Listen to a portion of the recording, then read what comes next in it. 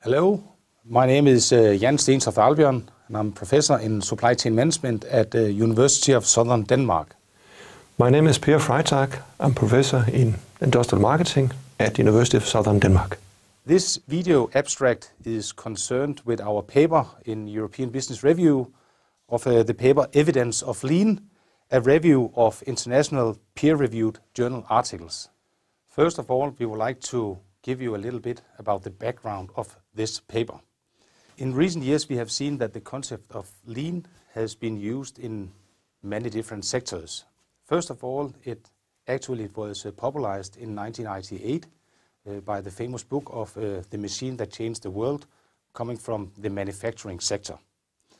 But now we have also seen that the concept of lean have been used in other sectors, such as within service, in administrative processes, in healthcare, and also within the public administration. So we actually have many different interpretations of what lean really is, going from simple waste optimization and to some core principles on how to organize the workflow. The purpose of this paper is to examine how lean is viewed in academic literature and how lean is operationalized. The paper also examines how evidence of lean is accounted for in practice. And we have three research questions. How is lean viewed in the scientific literature?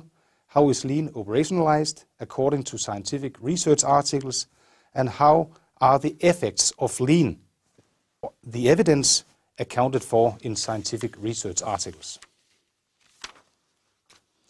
The method used is based on a structured literature review of 105 academic journal articles. In this paper, we are interpreting the lean in three levels.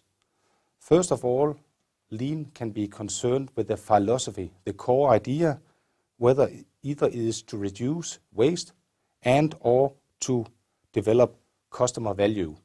That is the first level. The second level is concerned with the core principles of setting up a lean production and is related to the way the Toyota production system was developed. And at the third level, we have a huge amount of tools to optimizing and improving the workflow. And at this level, we are actually talking about toolbox lean. As you can see from this matrix, we have two dimensions. The one dimension is about the literature we have reviewed, and the other dimension is about the three dimensions which we have looked into the articles about: the philosophy, the principles, and the tools. As you can see from the matrix, it's divided into a number of areas, and the articles varies quite a lot.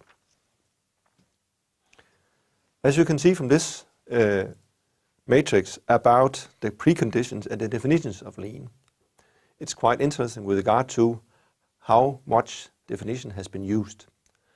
And it shows quite widely that there misses to be a clear definition of lean in many of the articles. At the other level, it's quite clear that also the precondition for using lean is not specified in the articles, which stand out as a clear number. What is especially interesting in an article about lean evidence is the documented effect. And as you can see from the matrix, it is very seldom shown a clear effect of lean. In a number of issues in articles, we have a low effect or no effect or unsure effect, but overall it seems to be a very low effect documented in the literature so far. What is interesting in a literature review about lean evidence is, of course, what kind of rigor has been used in the articles. And what we have shown is that what needs to be done more in the future is to specify what is understood by lean and what kind of effects, so that effects can be documented more clearly. Implications. The implications are quite clear from this. We need more clear definitions, first of all, and we also need to specify the conditions under which lean are used.